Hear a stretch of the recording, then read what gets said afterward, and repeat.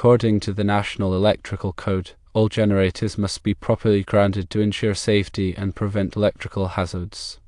The transfer switch must be bonded to the grounding electrode system of the premises, typically the main electrical service entrance. This is usually accomplished with an 8 AWG equipment grounding conductor.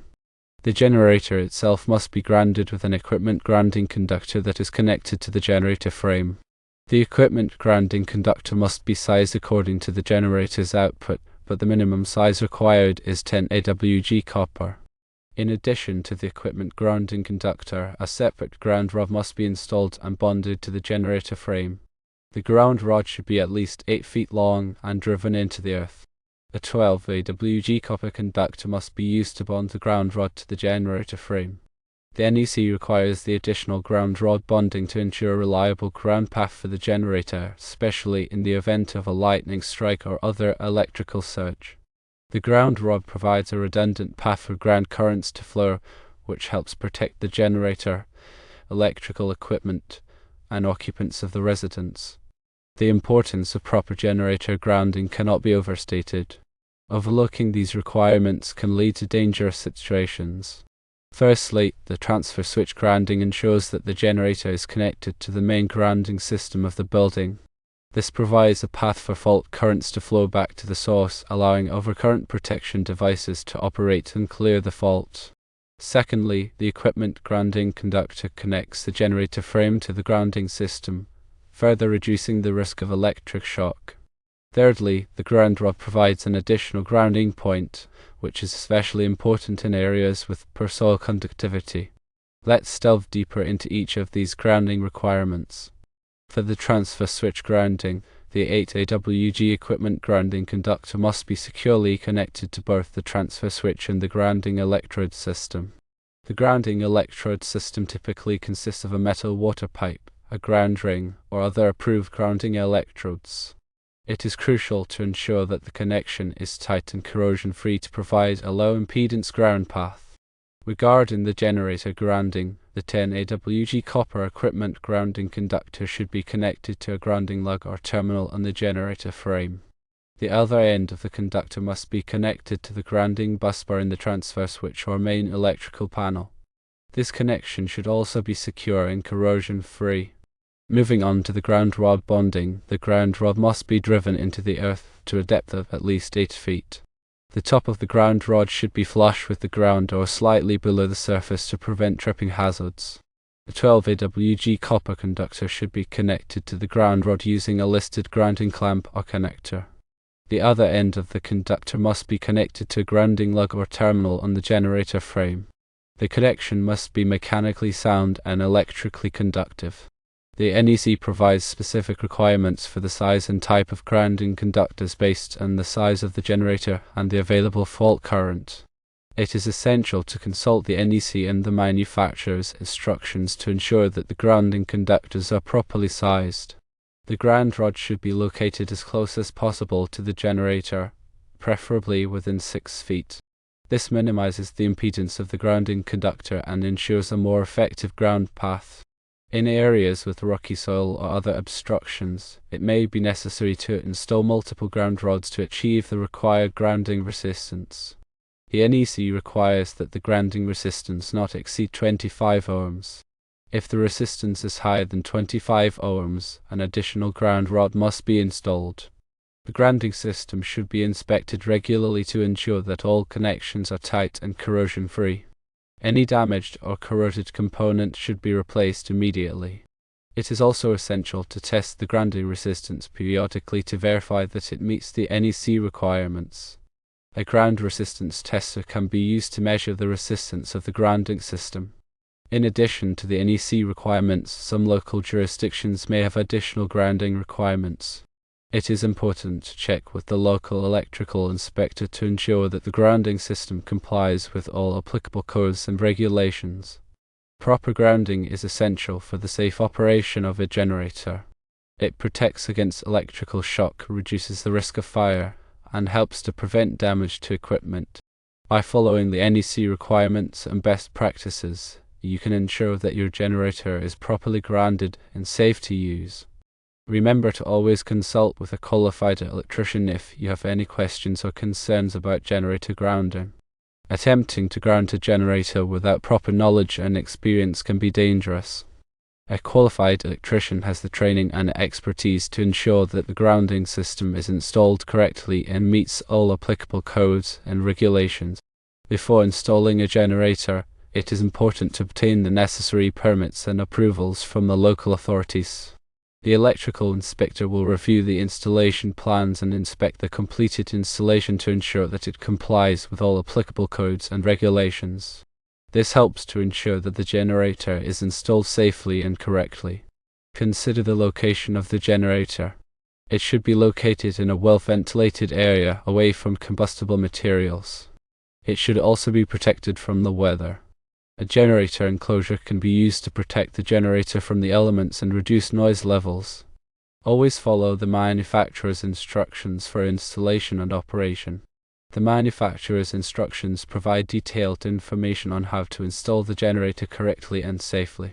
They also provide important information on how to operate and maintain the generator. Regularly inspect the generator for any signs of damage or wear. Check the oil level, coolant level, and fuel level. Also, check the wiring and connections for any signs of corrosion or damage. If you notice any problems, have the generator repaired by a qualified technician. Never operate a generator in an enclosed space. Generators produce carbon monoxide, which is a deadly gas. Operating a generator in an enclosed space can lead to carbon monoxide poisoning. Always operate the generator in a well-ventilated area, away from windows and doors. Install carbon monoxide detectors in your home. Carbon monoxide detectors can alert you to the presence of carbon monoxide gas. Make sure that the detectors are properly installed and maintained. Test the detectors regularly to ensure that they are working properly. Store fuel safely. Store fuel in a cool, dry place, away from heat and flames. Use approved fuel containers. Never store fuel in the same area as the generator. Be aware of the hazards of electricity. Electricity can be dangerous. Always take precautions when working with electricity. Turn off the power before working on any electrical equipment. Wear appropriate safety gear, such as gloves and safety glasses. If you are not comfortable working with electricity, hire a qualified electrician. By following these safety tips, you can help to prevent accidents and injuries. Proper grounding is just one aspect of generator safety. It is important to be aware of all of the potential hazards and take precautions to protect yourself and others. Consider the load requirements of your home. Make sure that the generator is large enough to power the essential appliances and equipment that you need during a power outage. Consult with a qualified electrician to determine the appropriate size generator for your needs. Install a transfer switch. A transfer switch allows you to safely connect the generator to your home's electrical system. It prevents the generator from backfeeding into the utility grid, which can be dangerous. A qualified electrician can install a transfer switch for you. Understand the different types of generators. There are two main types of generators: portable generators and standby generators. Portable generators are typically smaller and less expensive than standby generators. They can be moved from one location to another. Standby generators are permanently installed and automatically start when the power goes out. Choose the type of generator that is best suited for your needs. Maintain your generator properly. Regularly inspect your generator and perform any necessary maintenance. Change the oil, air filter, and spark plugs as recommended by the manufacturer. Store your generator in a safe place when it is not in use. By taking these steps, you can ensure that your generator is ready to operate when you need it. Generator safety is everyone's responsibility. By following these safety tips, you can help to prevent accidents and injuries. The equipment grounding conductor plays a crucial role in providing a low impedance path for fault currents. This allows overcurrent protection devices, such as circuit breakers or fuses, to quickly trip and energize the circuit in the event of a fault. Without a proper equipment grounding conductor, fault currents may flow through unintended paths such as the building's metal structure or piping, which can create a shock hazard or fire hazard. The size of the equipment grounding conductor is determined by the size of the overcurrent protection device protecting the circuit. The NEC provides tables that specify the minimum size of the equipment grounding conductor based on the ampacity of the overcurrent protection device. It is important to consult these tables to ensure that the equipment grounding conductor is properly sized. The grounding electrode system provides a connection to the earth, which helps to stabilize the voltage of the electrical system and provide a reference point for ground faults. The grounding electrode system typically consists of one or more ground rods, metal water pipes, or other approved grounding electrodes. The grounding electrode system must be properly installed and maintained to ensure that it provides a low impedance connection to the earth. The NEC specifies the requirements for the installation and maintenance of grounding electrode systems. The bonding of the generator frame to the grounding electrode system is essential for providing a low impedance path for fault currents. The bonding conductor must be sized according to the NEC requirements and must be securely connected to both the generator frame and the grounding electrode system. The bonding connection must be corrosion resistant and must be protected from physical damage. In addition to the grounding requirements, there are also several other safety considerations that should be taken into account when installing and operating a generator. These include ensuring that the generator is properly ventilated, that fuel is stored safely, and that carbon monoxide detectors are installed in the home.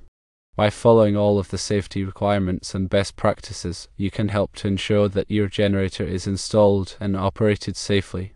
Remember, safety should always be the top priority when working with electricity. A generator is a valuable asset during a power outage, but it is important to use it safely and responsibly. Take the time to learn about generator safety and follow all of the necessary precautions. This will help to protect yourself, your family, and your property. The information provided here is for general guidance only and should not be considered a substitute for professional advice. Always consult with a qualified electrician before installing or operating a generator. An electrician can assess your specific needs and provide you with customized recommendations.